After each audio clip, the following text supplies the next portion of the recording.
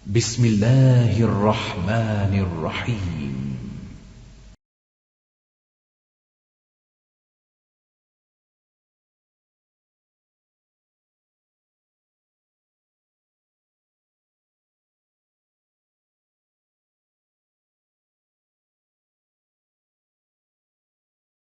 Kita muliakan Masjid Syiarul Islam At-Thayyibi Bidara.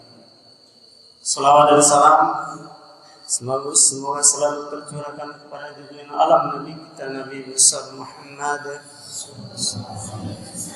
Mari kita berdoa kepada Allah Subhanahu wa taala, ya Allah, jadikan kami yang hadir pada malam ini di masjid yang Engkau muliakan.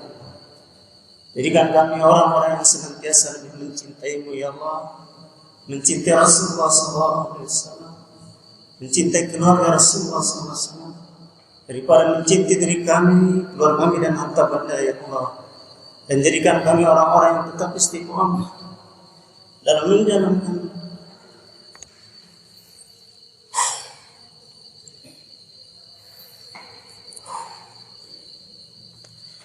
jadikan kami orang yang tetap istiqomah menjalankan semua sunnah-sunnah baginda Rasulullah SAW. Dan jadikan kami yang hadir pada malam ini di Masjid Syiarul Islam At-Thayyibi adalah bagian dari orang yang akan mendapatkan syafaat beliau di yaumil qiyamah.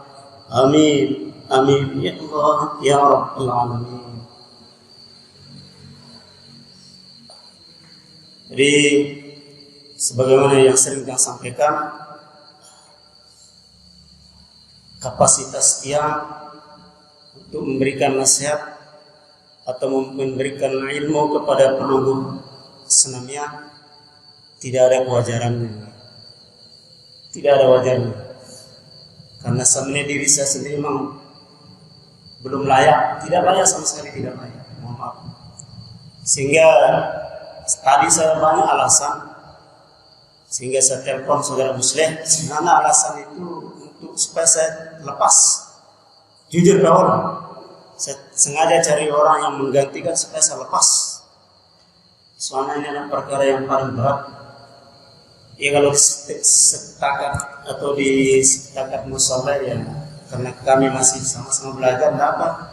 Tapi kalau ini Allah, banyak orang yang sudah alim, sudah keilmuannya lebih, bahkan saya tidak ada apa-apanya. Yang jelas saya alim maksiat saya. Saya ini maksiat itu semua, saya tidak sanggup, apalagi sampai memberikan nasihat. Makanya saya mengikut apa yang disampaikan oleh Ustaz Hasan pada malam Jumat yang lalu, bahwa mari kita datang ke masjid ini, silakan niat untuk betul-betul ibadah saja, takarrub kepada Allah Subhanahu wa taala, niat itikaf sambil banyak membaca salawat, itu saja. Kalau Anda mengharapkan nasihat, saya saja belum mampu menasihati diri saya. Karena itu saya mengajak kepada kita, anggaplah apa yang saya sampaikan itu angin berlalu saja. Tapi dalam hati penunggu silakan membaca salawat. Apalagi lebih-lebih membaca salawat ummi yang tadi saya baca. Allahumma sholli ala sayyidina Muhammad abdika wa nabika wa rasulika nabiyyu bin Muhammad. Jadi dulu almarhum Tuan Guru Afiquddin Adnan pernah memberikan semacam kertas. Kalau saya tidak hidup di pengajian tampatan, mungkin ayahanda sekalian ingat. Ada apa? Selawat ini sangat dibagikan kepada jemaah, dan beliau memberikan faedahnya, yaitu apabila seseorang, menurut keterangan beliau, membaca selawat ini sebanyak 40 kali pada hari Jumat, maka dosanya selama 80 tahun diampuni Allah Subhanahu wa taala. Yang kedua, ketika dia meninggal, kata beliau, rohnya akan singgah dulu di langit ketujuh sebelum dikembalikan ke jasadnya di dalam kubur. Saya agak, yang namanya kita penasaran kan, betul kayak ini memang ini kuat dalilnya saya sangat, tapi lama-lama kalau dasar bulan puasa yang lalu, saya kebetulan menonton Trans TV, ada seorang Habib Saya tidak ingat nama Habib, tapi disampaikan seperti yang disampaikan oleh almarhum Tuan Guru Haji Abdul Adnan. Persis. Oh berarti Tuan Guru almarhum Haji Abdul tidak, artinya tidak mengarang-arang, berarti mengadai ke saya. Makanya selalu di musola Nur Sawah selalu saya katakan dihafal. Itu selawat umi yang saya baca tadi. Allahumma sholli ala sayyidina Muhammad abdika wa nabika wa rasulika nabil ummi wa ala Muhammad. Karena Rasulullah SAW, saudaraku yang saya hormati dan saya cintai, paling menyukai jika ada salat itu ada ummi di situ, karena beliau memang tidak malu dikatakan ummi, yang buta huruf, buta tidak baca. Jadi beliau bangga disebut ummi, makanya ada kelebihan di situ. Kalau bisa nanti kan dicetak juga. Kebetulan jujur saja. Jadi apapun selawat atau doa-doa yang saya sampaikan di musola Musabah selalu kami cetak dan kami sebarkan kepada jemaah supaya jangan kita saja yang mengajar itu hafal. Jadi kita harapkan semua jemaah itu hafal. Nah, sekarang juga saya ada bawa, mudah-mudahan ini bermanfaat. Kalau kurang tolong dicetak nanti oleh remaja masjid. Sehingga tolong, ini adalah sebagai jalan kita untuk berjihad bersama-sama, insyaallah.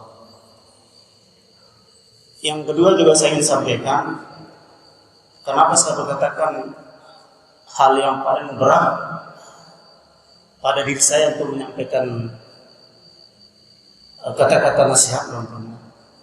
Karena kita teringat bahwa Rasulullah SAW ketika diajar oleh malaikat Jibril untuk mengelilingi neraka, Nabi kan pernah juga disampaikan dalam Ustaz Hasan bahwa Rasulullah SAW diperlihatkan sekelompok manusia yang menggunting lidahnya dari api neraka, gunting dari neraka. Allah, masya Allah. Setelah digunting, dibalikkan lagi, digunting, dibalikkan lagi terus. Bukan gunting yang dipakai sekarang, gunting dari api neraka. Maka Rasulullah SAW bertanya, ya Jibril, apakah perilaku manusia umatku yang segitu keras azab yang diterima dalam neraka?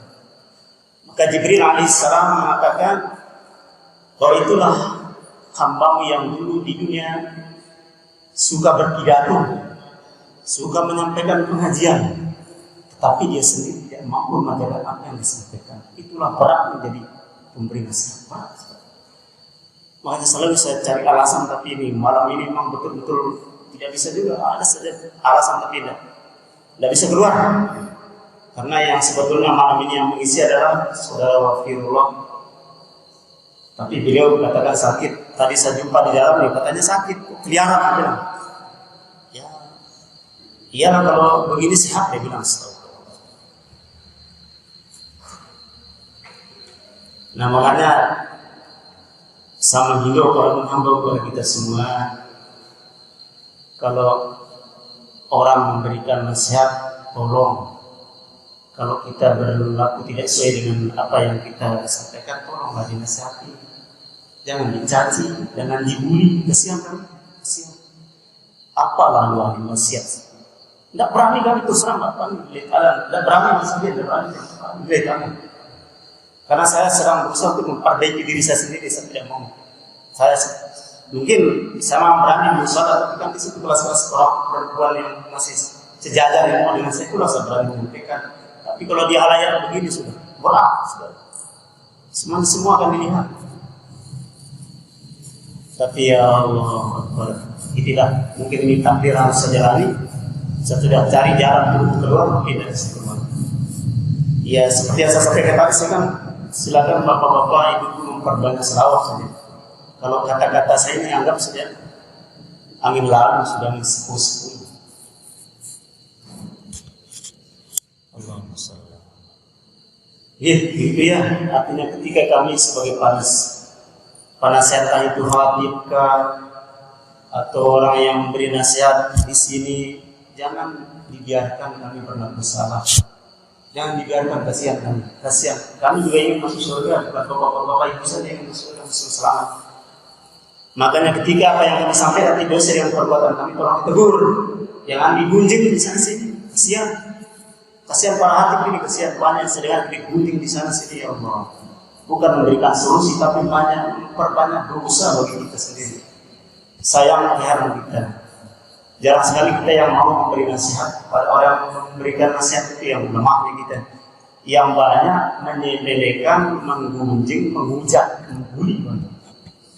Ini kan itu semohon mungkin kalau hatibnya mungkin tidak berani atau mungkin sungkan, ya saya sampaikan. Karena saya bukan hatib. Jadi kalau ada kesalahan yang tidak sesuai dengan apa yang disampaikan oleh hatib, ya tolong dikasih tahu mana letak kesalahan. Begitu ya, yang kita senang membuli, menggunjing, habis pada kita diambil sama orang yang kita gunjing, kasihan. Kasihan kita. Allahumma shalli. Seperti yang disampaikan oleh narator tadi, bahwa saya disuruh membahas bab doa yang insyaallah kita kaitkan dengan kejadian pada bulan ini, di bulan Rajab, atau yang kita kenal dengan bulan Isra Mi'raj baginda Rasulullah SAW. Itu bulan yang sangat agung, di mana Rasulullah menerima perintah sholat. Tadi sudah banyak disampaikan oleh Khatib Ustaz Hasanuddin Kiyah bagaimana ancaman maupun siksa bagi orang yang meninggalkan sholat. Ya Allah.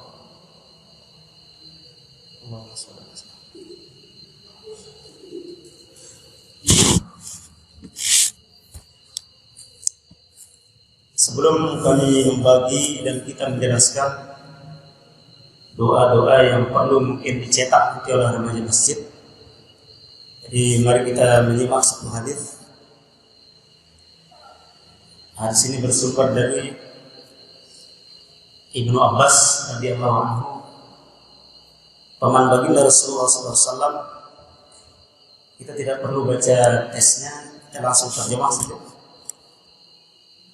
Bahwa Rasulullah SAW bersabda, barang siapa yang mendengar azan dan tidak memenuhi tanpa ada unsur yang menghalanginya, maka sholat yang dikerjakannya tidak akan diterima. Para sahabat bertanya, ya Rasulullah, apakah uzurnya? Belum menjawab, takut, bersakit. Jadi hadis ini mengandung begini. Jadi ketika kita mendengar azan, dan suruhan azan itu boleh dikatakan dekat dari kita, umpama dari rumah ke masjid atau dari rumah ke mushola, dan ketika kita merayakan suara azan itu, kita sholat di rumah, kita cuma dapat menggugurkan kewajiban, tapi pahala tidak dapat. Ini adalah ancaman bagi orang yang meninggalkan sholat jamaah. Rata-rata mazhab yang 4 ini pada dasarnya kalau kita dengar para salafi mengatakan sebenarnya kalau Imam Syafi'i radhiyallahu anhu juga mewajibkan sholat berjamaah.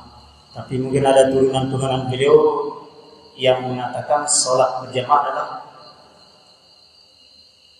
sunat muakkad.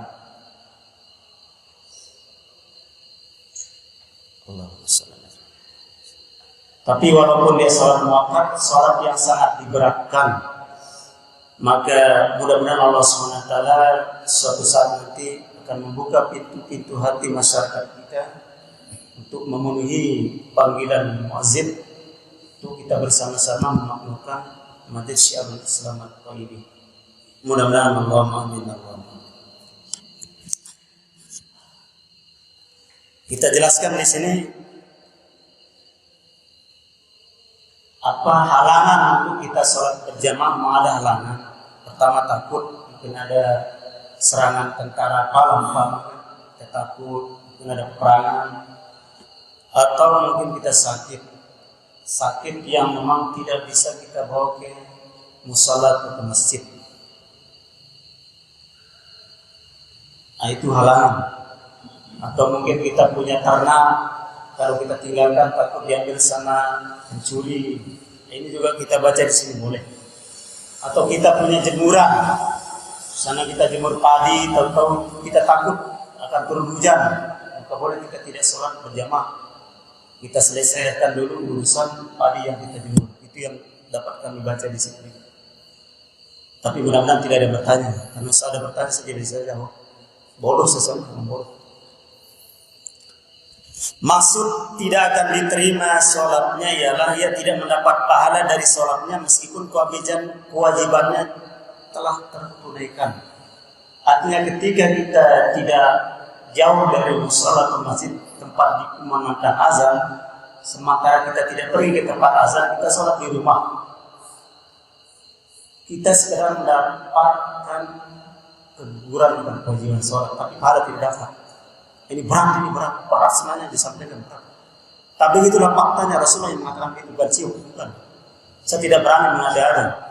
Soalnya ancaman bagi orang yang mengada-ada, kalau tidak itu bersumber dari Rasulullah maka siapkan. Maka dia telah bersiap-siap mempunyai tiket untuk masuk ke neraka, maka tidak berani kita. Yang kita sampaikan memang betul dari Ibnu Abbas radhiyallahu anhu. Ini berat kan? Banyak kan kita ya Allah. Banyak kita ya Allah. Makanya mungkin belum kita pernah dengar, atau mungkin kita dengar memang sudah tertutup mati hati kita dalam yang zalim. Nah, yang penting di sini kami sampaikan. Nah, yang kami sampaikan insya Allah kami berusaha melaksanakan.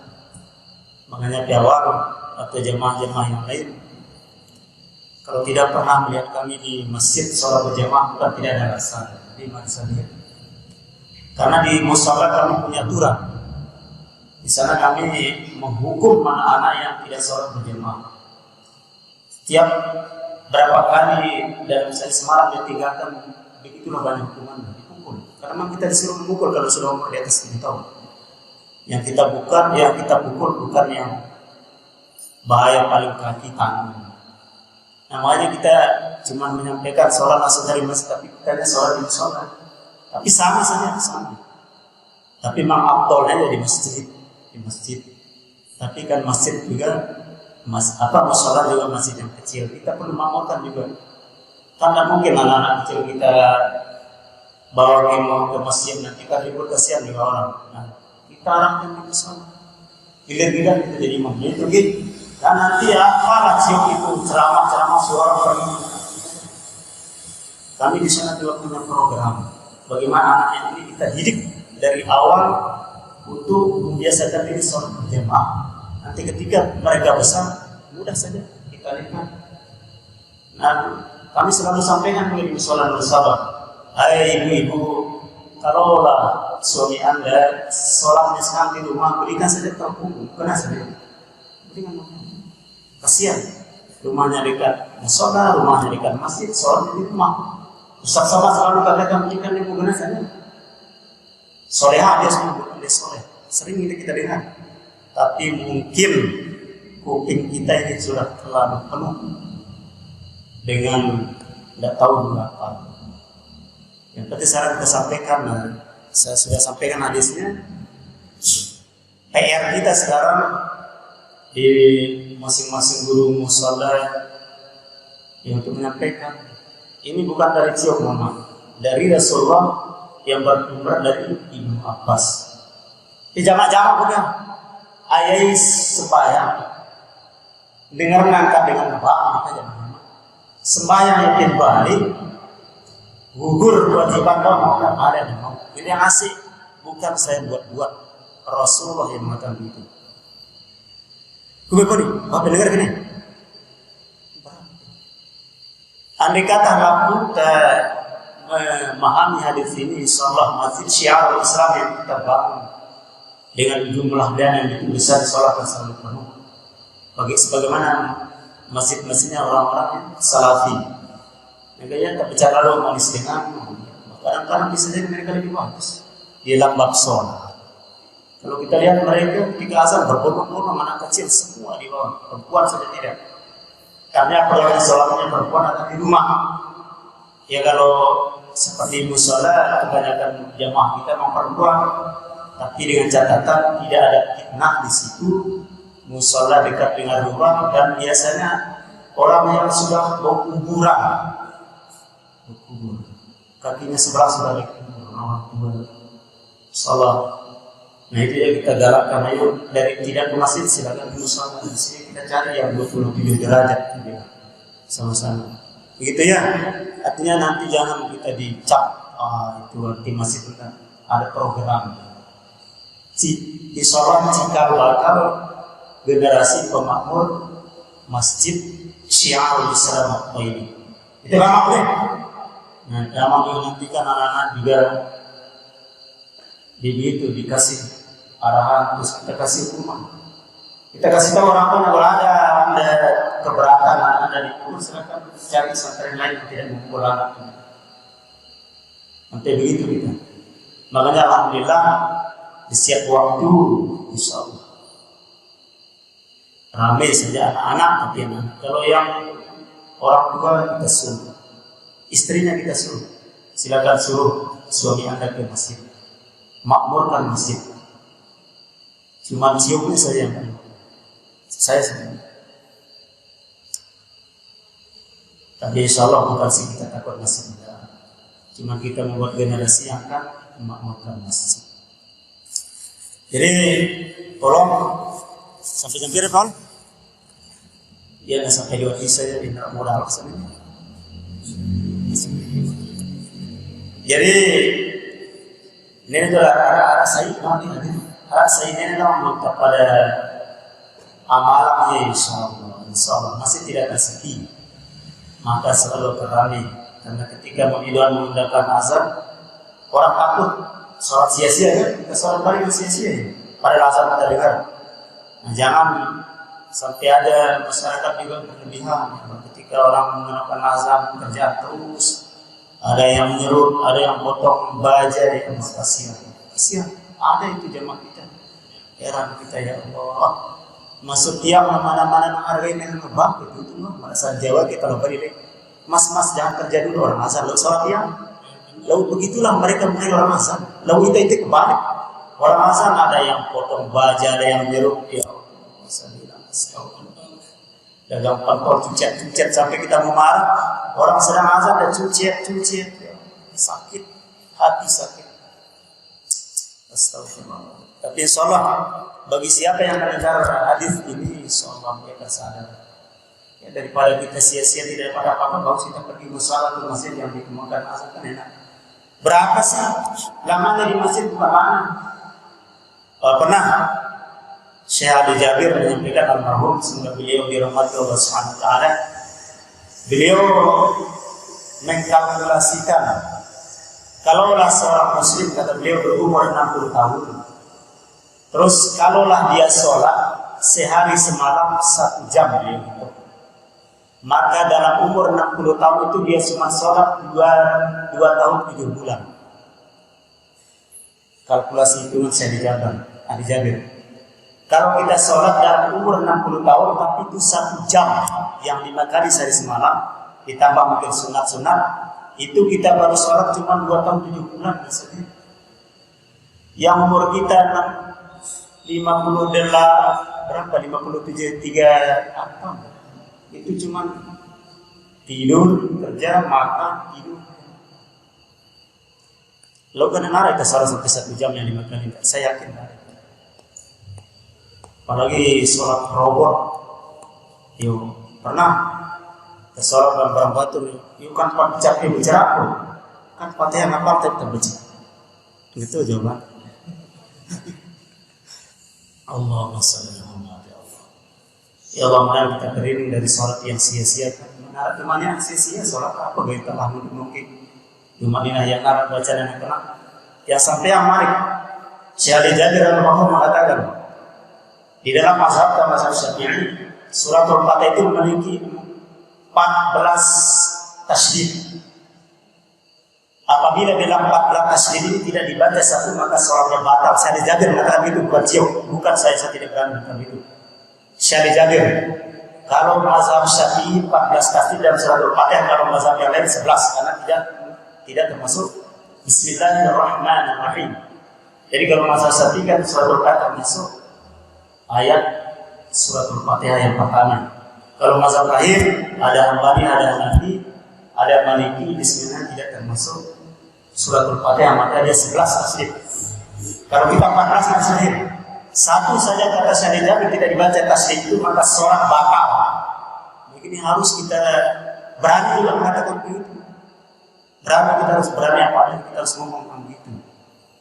Makanya kalau ada imam yang tidak membaca tasdid dalam 14 ini satu saja fatal ibadah, rusak semua. Berat lagi. Tapi kita perlu belajar kawan. Jangan kita pesimis. Jangan, kita mesti belajar. Di dalam Bismillah 3 Bismillahirrahmanirrahim. Lam roro. Alhamdulillahi rabbil alamin. Ar-Rahmanir-Rahim. Roro. Maliki yaumiddin. Dan iyyaka na'budu wa iyyaka nasta'in. Ihdinas siratal mustaqim. Siratal ladzina an'amta 'alaihim ghairil maghdubi 'alaihim waladdallin. Dosa malam. Satu tidak baca tasdid. Saya dijaga yang bilang gitu. Itu dinukil dari kitab pengarang dari saya memang Imam Nawawi radhiyallahu anhu. Beliau yang membuat menyampaikan pendapat ini, terus dinukil oleh Syekh Ali Jabir. Kemudian saya dengar, saya sampaikan. Sekarang kita apa yang saya sudah sampaikan, bisa dengar. Ya mari kita, kalau mungkin ada kita yang masih tidak cepat, memang suratul Fatihah surat yang paling sulit, memang sulit, paling sulit adalah suratul Fatihah. Kita dengar itu pasti ada lagi yang lebih hebat. Cuma kita perlu belajar sejak awal. Mudah-mudahan apa yang diniatkan oleh Ustaz Hasan untuk mendatangkan guru pembimbing kepada kita untuk memperbaiki bacaan dan tercapai kan itu. Soalnya kita rata-rata masih belajar. Tapi insyaallah ini minimum di sini ada sampai yang tidak membaca tasdid dalam suratul Fatihah. Kalau di luar bacaan Fatihah mungkin adalah kompromi bahasa. Tapi kalau mohon maaf, kalau suratul Fatihah sudah tidak dibaca satu saja tasdid, apalagi secara huruf batal. Bukan saya berkata itu maksudnya. Maaf, saya yang berani menyampaikan fatwa.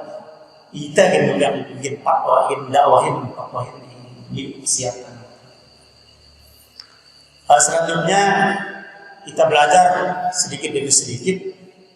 Karena sebagaimana pada dasarnya as-salat, ad-du'a, salat menurut bahasa dan doa. Jadi salat itu cuma dua unsur, doa pujian.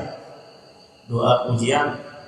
Kalau kita awali dari baca doa istiftah kan doa ini. Tapi bukan doa kabirah. Makanya sekarang kita belajar menghafal, jangan sampai kita cuma taunya kabirah. Di dalam bab kitab dalam kitab sifat-sifat salat Rasulullah SAW dikarang oleh Syekh Utsaimin, di situ ada 3 yang disebut. Yang pertama yang kita sebut kabirah, yang kedua Allahumma ba'id baini wa baina khataaya kama ba'adta baina al-masyriq wal maghrib. Allahumma naqqini min khataaya kama naqqal al-abyad min ad-danas. Allahumma ghsilni min khataaya bil ma'i wat thalji wal barad. Alhamdulillah, saya murid-murid yang ngaji dulu sabah dan sabah. Kami rumah dia. Karena kebanyakan kalau baca kabirah selalu terbalik. Makanya kami ajarkan ini dalam nama yang atas tinggal sedikit yang menghafal. Ini harus kita hafal juga pun. Tapi salah apa kan? Nanti dicetak memang dicetak. Allahumma ba'id baini wa baina khataaya kama ba'adta baina al-masyriq wal maghrib. Allahumma naqqini min khataaya kama naqqat thawbal abyad min ad-danas. Allahumma ghsilni min khataaya bil ma'i wal thalji wal barad. Artinya luar biasa ya Allah. Allahumma ba'id baini wa baina khataaya kama ba'adta baina al-masyriq wal maghrib. Ya Allah, jauhkan aku dari perbuatan dosa dan maksiat sebagaimana kau jadikan bumi antara timur dan barat. Andai kata digabungkan di sholat kita tidak akan ada dosa, tidak akan dekat. Allahumma aqini min khotaya kama yakthawul abin min danas. Ya Allah, cucilah, bersihkanlah diriku dari dosa seperti sebenarnya bersihnya pakaian putih dari dosa. Allah maksudnya min khotaya bil ma'i wal thalji wal barad. Ya Allah, bersihkanlah dosaku dengan air es atau salju. Maknanya gitu ya. Dosa itu akan dibahas dengan neraka, maka neraka itu disiram dengan api. Mana? Dicetak ya kawan, cetak dia dalam. Jangan kita terfokus pada takbiran loh. Ya pegangan dia dosa mana sombong kan? Soal kira-kira kebaran muslim, pas nama anak muslimin kan berdoa masalahnya. Ya Allah jadikan aku bagi orang-orang muslim. Kenyataannya apa? Ya Allah jadikan kamu orang-orang bagi dan musyrik. Gimana kebalik, karena dia bisa jadi juga orang tua salah. Dia berdoa ya Allah jadikan aku bagian dari orang-orang muslim yang membaca ya Allah baik jadikan aku bagian dari orang yang musyrik.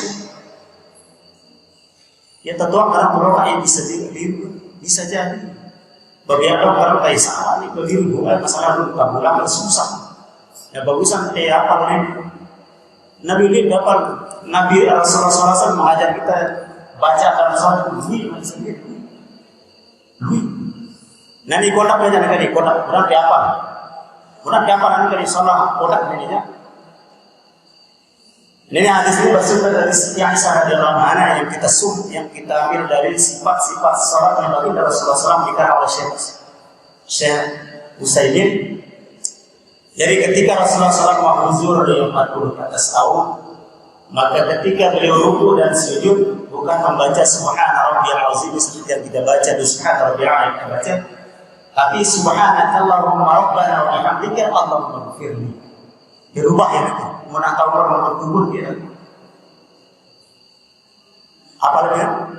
Subhanakallahumma rabbana wa bihamdika allahumma ighfirli. Tadi tawarok-warok kita ya ampun. Jadi ya tiap kena hilang asbab al-azim ya kalau mana peto masih di asbab al-azim peto tu ya kalau merasa bosan istiharah. Yang kedua yang adalah salah satu alasan supaya kita tidak bosan. Pada dasarnya Allah Alhamdulillah Rabbana wa lakal hamd. Sebenarnya ini tu sampai 5-6 bacaan tidak bagi Rasulullah SAW. Sallallahu alaihi wa sallam hamdan katsiran thayyiban mubarakan fihi. Nulis termasuk. Ya manusia pesantren. Sallallahu alaihi wa sallam hamdan katsiran thayyiban mubarakan fihi. Begitu mati? Insyaallah. Lu nenek dah itu kalau apa? Ketika Rasulullah SAW sudah huzur, beliau ketika ruku dan sujud membaca Subhanakallahumma rabbana wa bihamdika Allahumma ighfirli. Di situ ada pujian dan di situ ada mohon ampun kepada Allah Subhanahu wa taala. Salah apa kan? Apa doang? Insyaallah. Cetak ya terus cetak. Nah yang luar biasa menjadi guru ngaji ini para blok-blok kalau ya semua pihak lah. Semua. Harus sekarang apa? Yang pada jadi guru ngaji bagus. Soalnya yang semua nak clear ya, mana dapat lanjutkan semua. Jadi ketika mengajarkan anak itu doa Rasulullah kita yang lebih dulu apa ya lebih nanti jadi guru maksudnya. Allah maksudnya nanti jadi guru itu tahu bikin apa. Lalu sekarang guru ngaji ya lalu masih di semua. Iya sampai itu kalau misalnya kemudian biji bayar datang itu bisa datang ke sana tapi dia itu guru ngaji kecil. Lalu masih tutupin baru ya. Kalau datang ke sana ya apa sih itu manusia. Paham gitu. Nah terakhir ini saya kan di doang apa soalnya. Ini saya kan. Oh iya. Ada dan dia. Nah ini baru istiftah dari kita mulai dari istiftah buah ya. Barang barang dia harus sama nih sama lukat ya barang. Nah ya sampai ini terus. Lalu jangan sampai terlalu lama lewat penyerap cetak ya.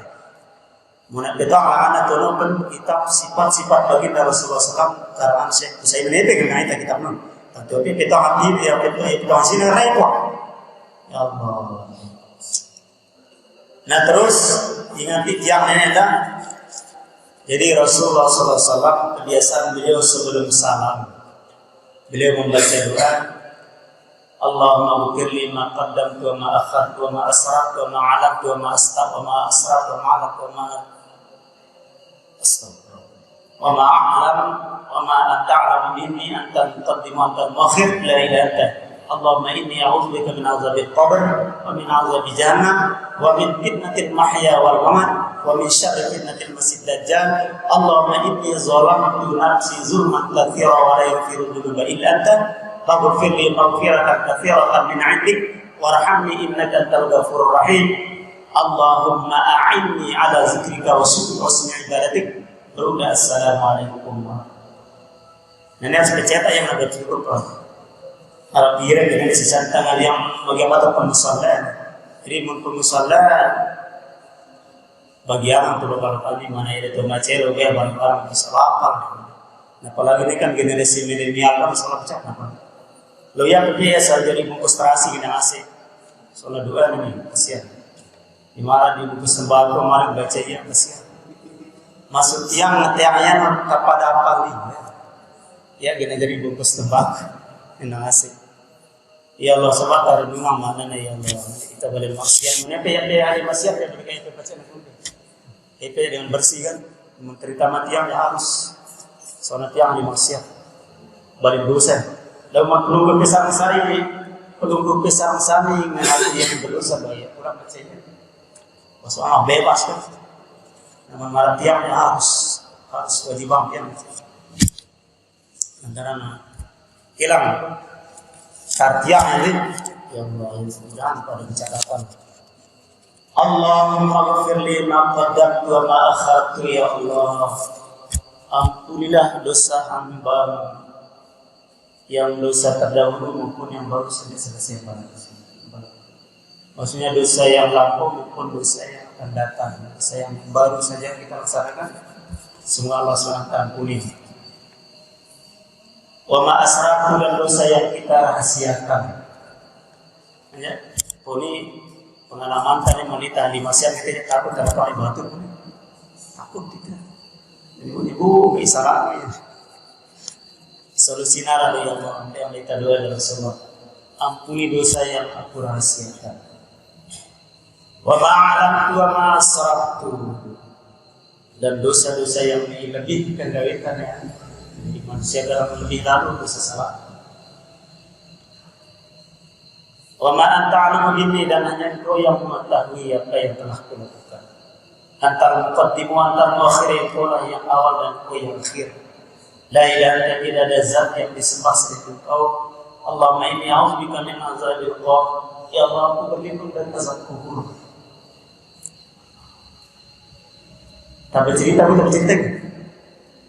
Sayyidina Utsman radhiyallahu anhu, beliau menantu Rasulullah SAW, dua istri Rasulullah dinikahi oleh Sayyidina Utsman. Beliau adalah orang yang dimalukan oleh para mereka. Beliau dijamin masuk surga. Ketika beliau ziarah kubur, beliau tidak akan terlewati untuk selalu menangis. Sampai menurut riwayat dia basah berjago dan nangis. Sehingga sahabat beliau bertanya, wahai Utsman bin Affan, bukankah engkau adalah orang yang dijamin masuk surga oleh Rasulullah? Kenapa engkau menangis ketika ziarah kubur? Apa dijawab Sayyidina Utsman radhiyallahu anhu? Memang Rasulullah SAW menjamin aku masuk surga, tapi Rasulullah tidak pernah menjamin aku aman dari siksa kubur. Itu jawaban apalagi kelas itu kalau bisa bukan? Bisa mana? Oh nanti itu artinya ini. Anda maaf tidak ada, maaf. Lebih enak. Jadi angkat kelas itu tidak harus kalau berlindung dari azab kubur. Sedangkan Sayyidina Utsman yang begitu hebat dijamin masuk surga, beliau masih takut nangis ketika ziarah kubur. Apalagi kelas itu. Kita jangan mustahil mungkin. Marah cerita yang mungkin takut ya terkadang oleh mertua karena sebelum kan mungkin. Mungkin lo dulu dong. Allahumma inni a'udzubika min azabil qabr min azabin nar, dan aku berlindung kepada azab dari azab neraka, wa min fitnatil mahya wal mamat, dan aku berlindung kepada fitnah hidup dan mati, wa min fitnatil masih dajjal, berlindung kepadamu dari fitnah al-masih dajjal. Allahumma inni zalamtu nafsi zulman katsira, ya Allah, aku telah menzalimi diriku dengan banyak sekali kezaliman atau maksiat. Wala yaghfiru dzunuba illa anta, maka tidak ada zat yang akan mengampuni segala kezaliman dan dosa kecuali Engkau, ya Allah. Maghfirli, maka ampunilah aku, maghfiratan katsiratan min 'indik, karena ampunan itu lebih besar di sisimu ketimbang dosaku. Jadi yang pada takut berdosa, dia pada takut ampunan Allah melebihi dosa yang kita lakukan, berarti kita taubat. Enggak, kata kuncinya taubat. Merangkat sehari jaga, wah dengan dia mau pada gaya salah lu yang tinggal salah lu deh, mudah berat kalau kayak tinggal maksiat lu deh. Ya udah ngena pada ya maksud dan getulah daripada kita tinggal salat, silakan maksiat. Lalu menabaukan nih bagus tinggalkan maksiat salat. Cuma nggak ya lagi orang pegang waktu. Anja nggak ke hukum dunia di bisa nggak ya salah kali salat teh mana batu apa gaya salat kita gawe ini. Itu tentang salah, ya salah itu. Coba lihat kitab ini baca teh.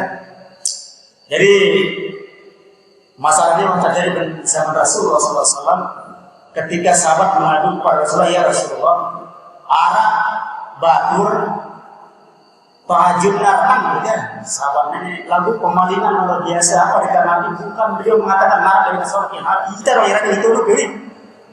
Berutang kita batur dari salah anak dari sholat kita nanti tentu kita batur hebat kali lebih dari nabi itu hebat dari nabi itu luar biasa.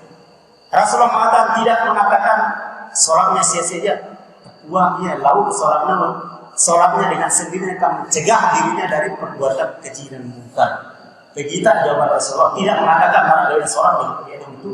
Kita dong kira lihat dong, kita kan lebih dari nabi kita hebat itu. Baca dengan batu yang ada di sholat kita, biar malam ini nyawa macam-macam. Hebat kita luar biasa. Nabi ya. Astagfirullahaladzim. Allahumma shalli ala Muhammad wa ala Terus warhamni innaka antal ghafurur rahim, ya Allah kasihanilah aku karena sesungguhnya Engkau adalah Zat yang Maha Pengasih, Pengampun dan Penyayang. Allah sayang pantai Prabu maksiat sayang.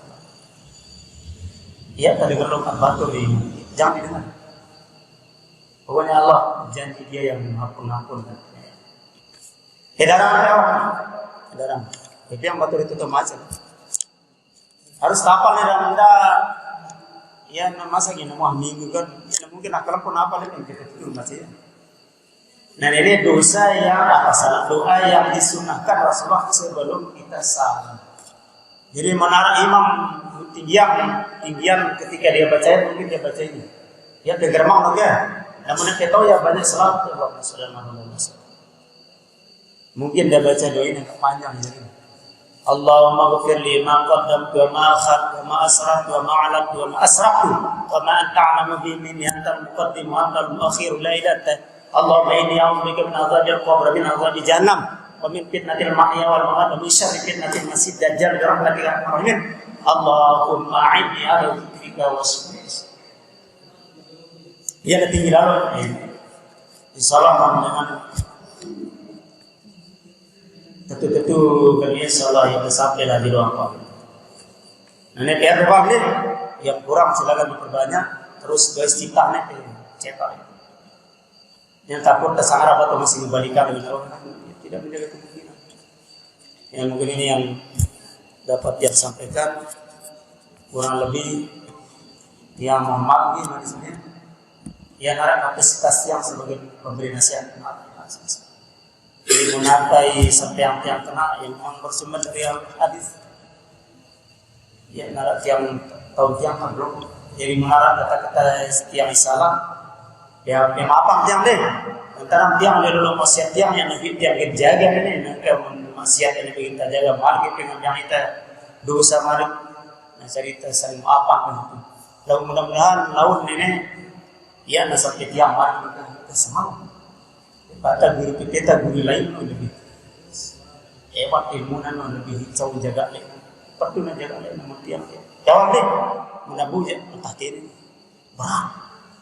Kita tuh lain begitu ya maksudnya ya. Astagfirullah. Berat mali. Astagfirullah. Sekian. Mari kita tutup. Subhanakallah wa rabbana bihamdika astaghfiruka wa atubu ilaika. Wa sallallahu ala Muhammad wa ala alihi wa sahbihi. Assalamualaikum warahmatullahi wabarakatuh.